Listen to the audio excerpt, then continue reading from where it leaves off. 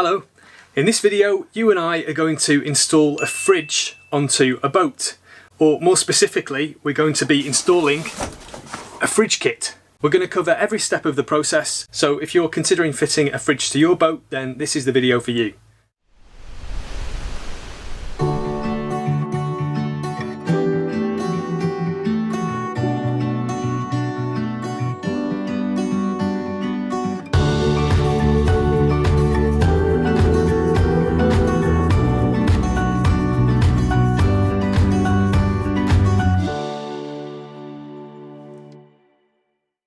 For anybody who doesn't know me, my name is Chris and we make lots of technical videos on our YouTube channel as well as sailing vlogs. So if you're interested in learning more about maintaining your boat, then click on that subscribe button. You can also get notifications if you want them just by ticking on the bell, and then every time we release a new video you'll get a notification. By the way, both of those things are free. There are a few different types of fridge units out there, and the main difference between them is the way that the condenser heat exchanger works. On some of them, like the one that we've got, it's a very simple system. You've got the heat exchanger which is cooled down by the air flowing over it, so they often have a fan to draw air across the heat exchanger to increase the heat transfer. There are keel cooler models out there, and they basically use a metallic plate fixed to the outside of the hull, and that is then used to exchange the heat between the metallic plate and the seawater flowing past it. And there's another water-cooled version which basically uses a through-hull fitting to do a similar thing to the keel cooler, but it doesn't use a plate, it uses a through-hull fitting to do that. Those latter two systems are much more efficient. A couple of reasons for that. A, you don't need a fan to draw air across the heat exchanger, so you eliminate that electrical consumption, and also heat is transferred to water at a much greater rate than it is to air. So by using water as your cooling medium, it's far more efficient as well for that reason. That's obviously being constantly replaced, and therefore you've got an unlimited size heatsink. So keel coolers and water-cooled installations are the most efficient. They're also the most expensive, and they are more difficult to install. So we just wanted a nice simple solution, and the best model that we found out there for our needs is the Isotherm, and we have a GE 150 which will cool a fridge up to 150 litres in volume. I've had systems like this in the past on boats and they're excellent, so I'm really happy to be fitting this to our boat. We've spent long periods living on board with an icebox. There are people out there cruising the world who've done that for years who don't have a fridge, so you don't necessarily need a fridge in that respect. However, we are very excited to have a fridge. It's going to improve our quality of life, and you can't beat a cold beer, can you? Right then, let's have a look at what's inside this box. Here we have the compressor stroke condenser unit. Give you an idea of scale, there you go. This has a small fan to draw air across the heat exchanger here. It's pre-charged with refrigerant, and these connections are special ones. If one day you have to do any maintenance on the system and disconnect this, then you don't lose your refrigerant. We've then got the evaporator plate. These come in all different shapes and sizes. You can get L-shaped ones, you can get O-shaped ones that can then be used as a little mini freezer. In our case, we just got a very simple flat evaporator plate, and these can also be bent if you follow the instructions in the user manual. So if you can't find one that fits your application, you may be able to bend one of the kits into the shape that you require. We've then got the thermostat and some cable for that, and some other bits and bobs to fit our kit. Last but not least, we've got the user manual and installation instructions, which are actually quite clear and easy to follow. I'll just show you quickly where we're going to be installing this, and then we'll crack on and do it. This is our cool box, ice box, quite a decent size. In fact, I initially thought we were going to be able to get away with using the Isotherm GE80, but on closer inspection I realised that we needed a GE 150 because this fridge is around about 130 litres in capacity. And we're going to install the evaporator plate on this sloping face here at the rear. There are a couple of different places that the condenser stroke compressor unit could go on this boat, but I've decided in the end to fit it in here.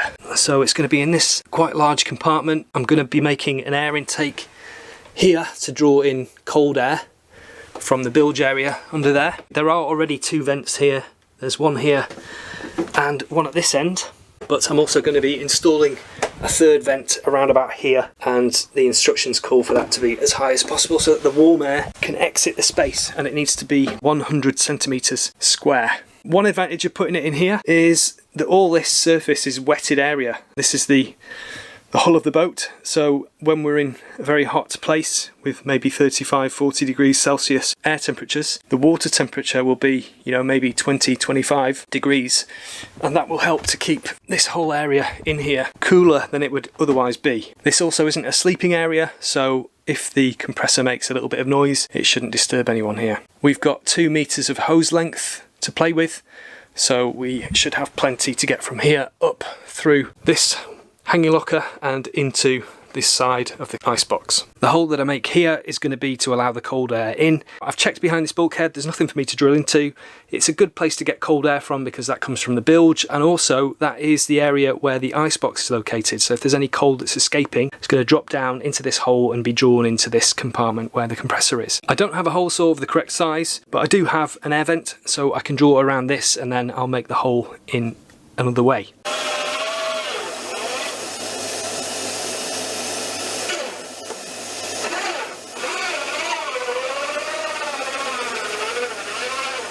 There are those 2 vents fitted, and I think they're quite inconspicuous. I used vents there from a builder's merchant, so they were less than £2 each.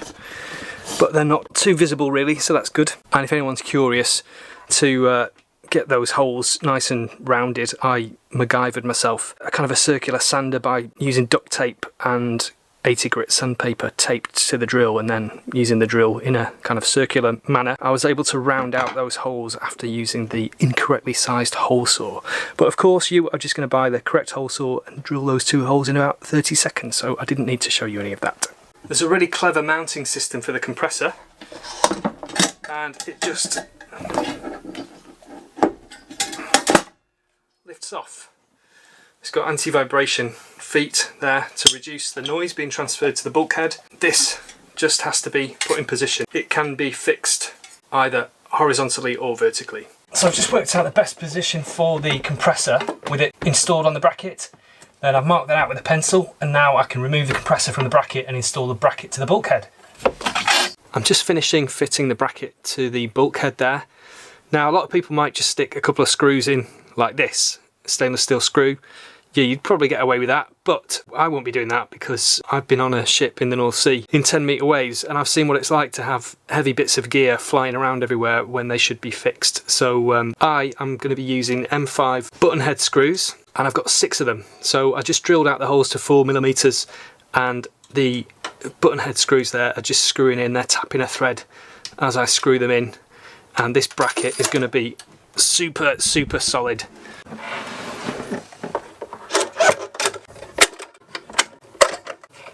Okay, we're almost ready to install the evaporator plate, but before we do that we need to make some holes so that we can pass through these fittings and the suction tube down from the icebox stroke fridge to the compressor. I do know where this is going to come through, more or less inside the hanging locker there, but before we go through with a big hole saw, let's just double check with a little pilot hole so we can make sure that it's going to come through where we want it to.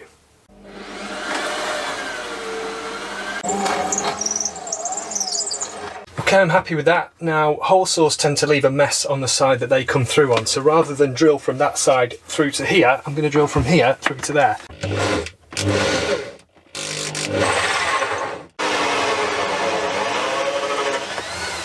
There's a second bulkhead to go through because this boat is built like a tank.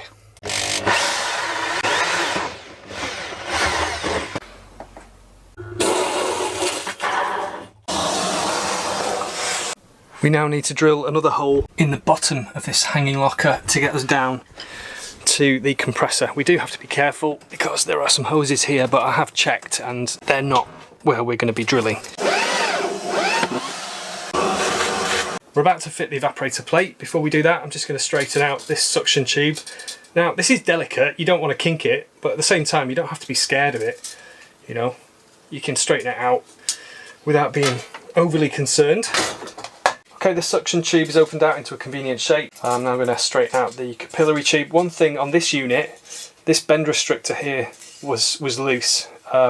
So what I'm doing there is, if you rotate that, that opens out the spring and that goes onto the fitting there.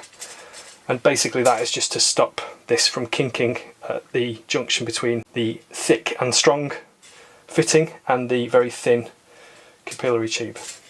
So now I'm just going to untangle this so that we've got a nice straight capillary tube to put through the hole.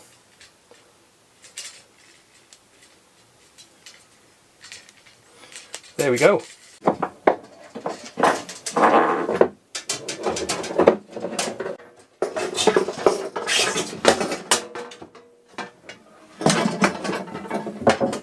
We've got the evaporator plate more or less where we want it.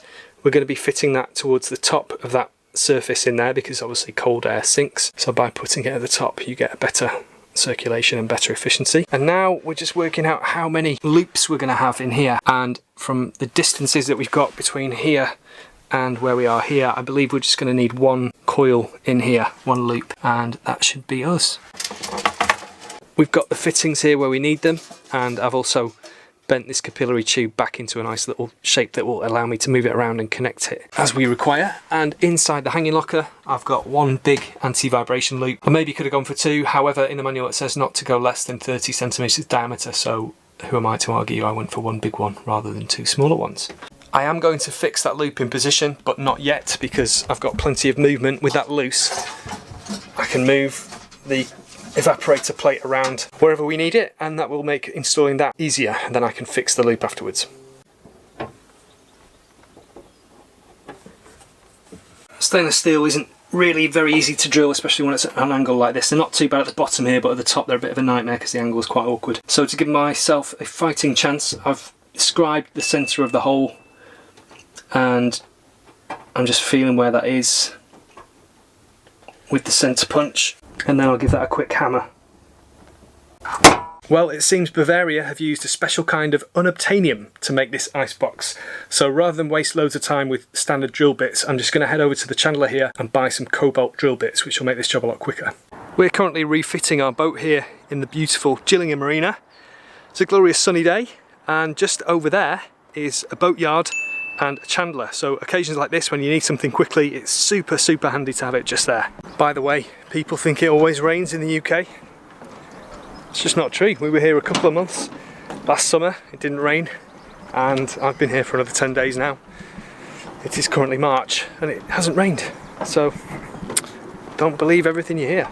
Well, I got those cobalt drill bits, and thanks to those all the holes have been drilled, and I've then tapped the holes with some screws. I didn't use the ones that came with the kit because I preferred to use some self-tapping stainless steel screws there, which managed to tap their way into that stainless okay in the end. I've been looking at where to fit the thermostat. You can fit this inside the fridge or outside. I'm going to be fitting it just up here inside the fridge, but in an area that's not going to get damaged by food being brought in and out. There are some spaces which go in behind the evaporator plate to provide some separation between that and the wall of the fridge, and this little capillary tube is going to be tucked in behind that evaporator plate to keep it safe, and it's going to be attached to the back of this. So fortunately we left our tube unfixed because it means we've got all this movement and we can quite easily work and do what we need to do. Here's the little bracket which holds the capillary tube for the thermostat in position, and if you look at the profile of that, it's kind of a very slight U shape, and that means you can tighten that down onto the back of the evaporator plate without crushing the capillary tube of the thermostat. So I'm just going to fit that on there now. Okay, the capillary tube's in place behind there, and I've brought this up out of the way, again just to keep it out of harm's way. And I've now fitted the thermostat to the side of the fridge there. Now I'm just going to pass this long cable for the thermostat through the hole into the hanging locker and then down towards the compressor. This is where things could get a little bit fiddly because you've got to manipulate the evaporator plate plus 4 spacers plus the screws to get everything in position properly. However, we've got a secret weapon to make it easy. White tack, which is just like blue tack, except it's not blue. And all you need to do with that is just stick it in the spacers there, and then you can stick these wherever you want and they just stay there. That'll make the job a lot easier.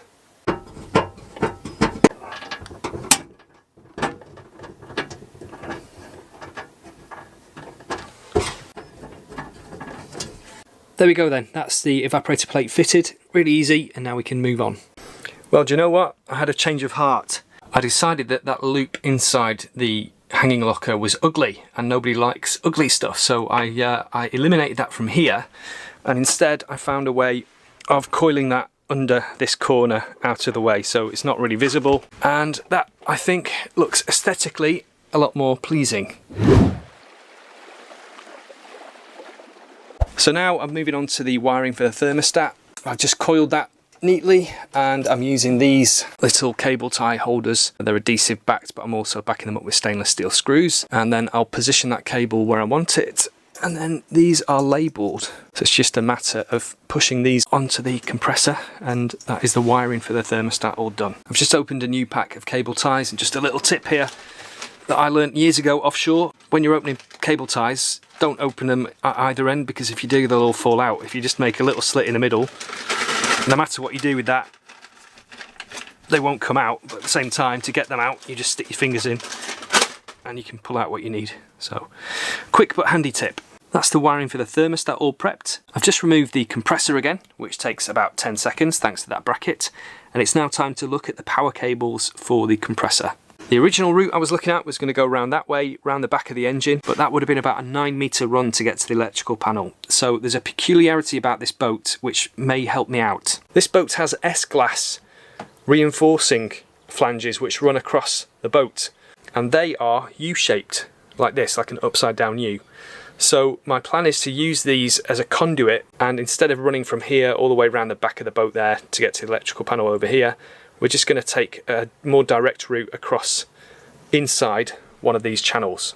So the compressor is going to live down there, and directly below it there is one of those reinforcing flanges which runs across here, and I can access it just inside there, and that takes us very close to the electrical panel. My plan is to drill a hole at either end and then use this nylon cable puller to pull through some conduit, some 20mm conduit, and then I'm going to use the cable puller to pull through the cables for the fridge.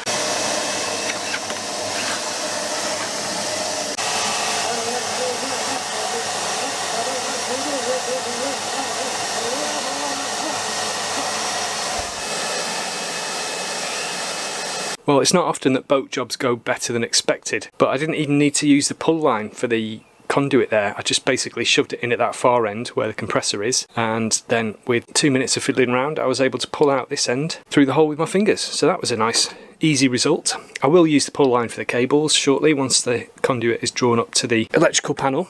Just while I'm here, this is the kind of plug that came out of that stiffening member there, nearly 1 inch thick, and it's got carbon fibre in it as well. So it's a nice solidly built boat in my humble opinion. That's the conduit run from here to the electrical panel, and it's been fixed into position with saddle clamps along its route, and I decided to put a little blue cable tie onto all the visible parts of this conduit. For me, cold, blue, fridge, that makes sense. We're going to go and have a look at the electrical panel now. I warn you, it's not pretty. Here's the 12-volt electrical panel. There we are. I haven't had a chance to get in here and tidy this up and improve things yet, so this is as it was when we bought the boat. Here's our conduit with the blue cable tie. So let's use the cable puller to pull through our cables. We've got 2 ends to this. One is for pushing, and that will hopefully pop out nice and easily down at the compressor end, but we'll soon find out. And then afterwards we've got this end which can be used then to tie onto the end of the cables, and then we'll pull those through in the same direction so they're also going down with gravity helping. Let's see what happens.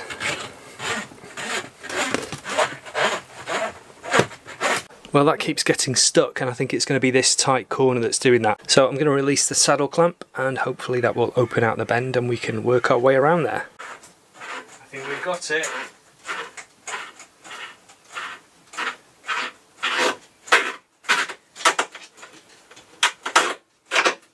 There's probably a specific knot to do this, I have no idea. I've just tied the nylon cable puller to the red cable with a whip, and then I've whipped the red and black cables together, and I'm hoping that this kind of stepped affair will go around all the corners, but we'll soon find out, won't we? Let's try. And as an afterthought, I've just added a little bit of tape there as well, just to stop it from being such a defined step in the 2 places where the diameter increases.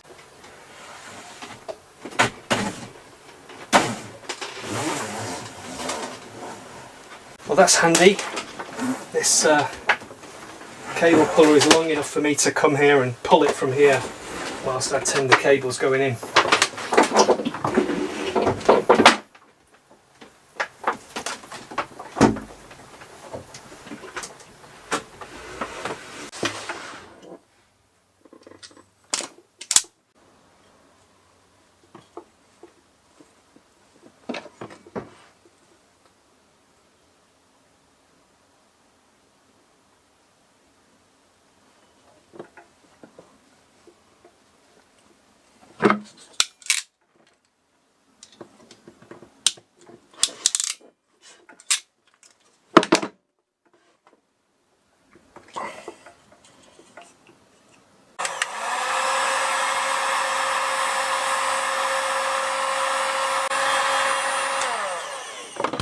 This is the heat shrink with the glue in it as well, so it makes it nice and airtight and watertight on the connection there.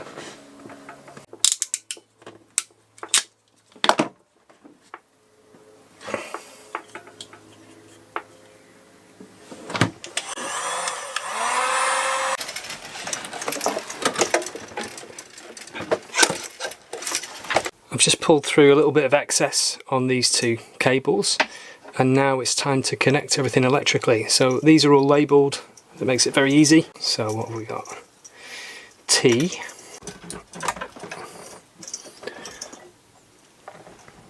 P,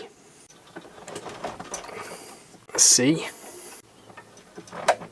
and then we've got our positive, which is red of course, and negative, which is black.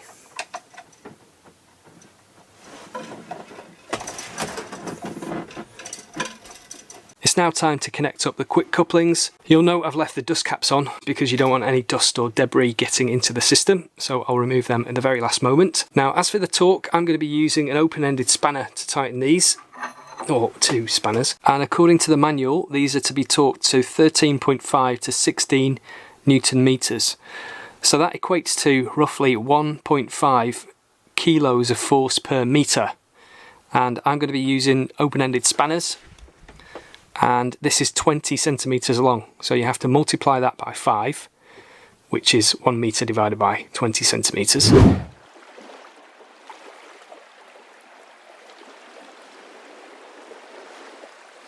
Now I'm confident about doing that. I've been working with aircraft and robots and torque for a very, very long time, over 20 years. So I'm just going to gauge it manually. But if you're not confident about that, you can literally put a spring balance on the end of the spanner and you can measure how much force you're putting on there. So that's an alternative to a torque wrench for a job like this. It also says to make sure that the gasket seal on the male joint is lubricated with system fluid.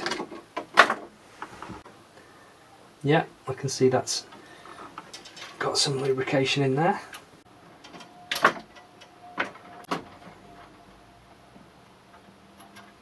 Standard practice, we want to hold this male fixed part so that there's no twisting on this.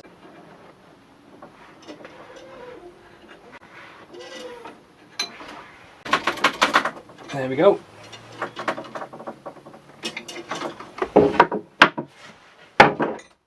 And now we'll do suction tube. Same again. The manual also says to keep the dust caps, which makes sense because then if you ever have to open the system up, you can do so without getting dirt in there.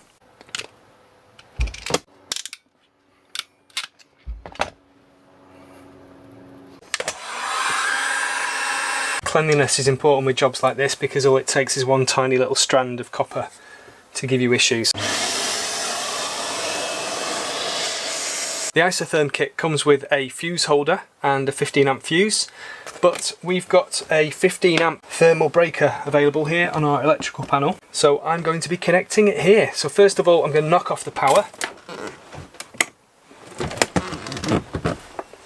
Then I'm going to connect this to this available breaker. Now I'm going to connect the negative to the negative bus bar here.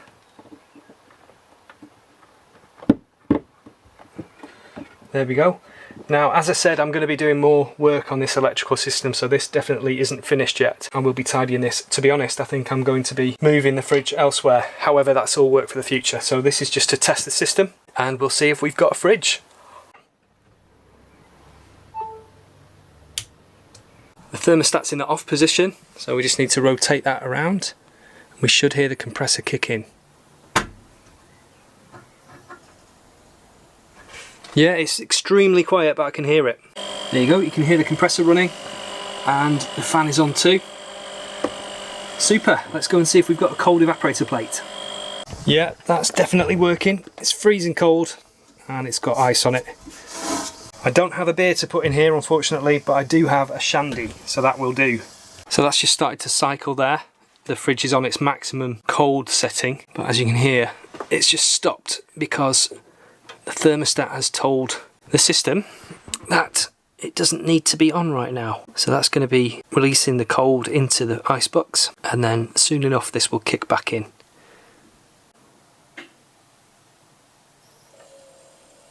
There we go. I think I saw a momentary spike of about 5 amps there, but with it running like that, it's drawing 3.15 amps. So there are a few little things to finish off.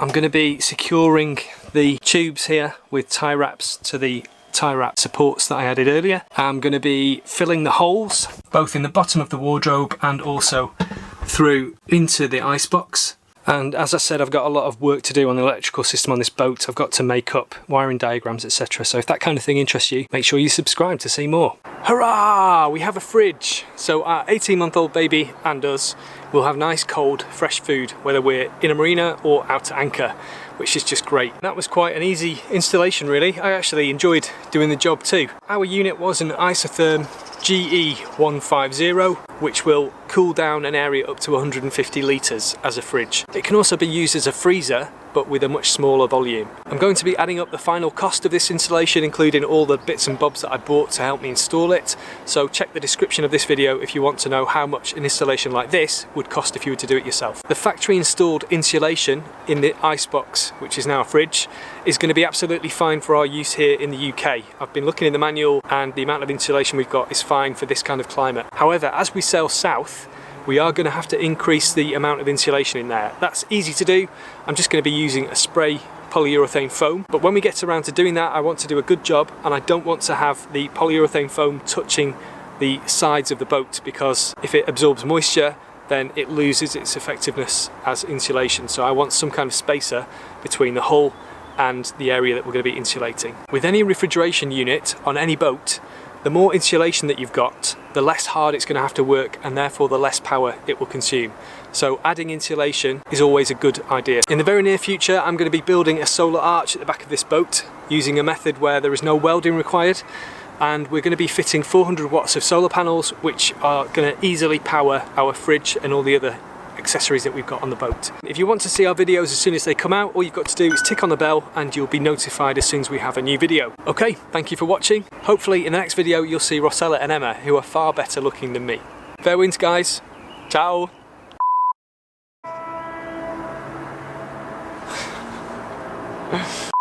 I'm going to add up the total. With any fridge unit on any boat, the more insulation you've got in your... I'm going to add up the total.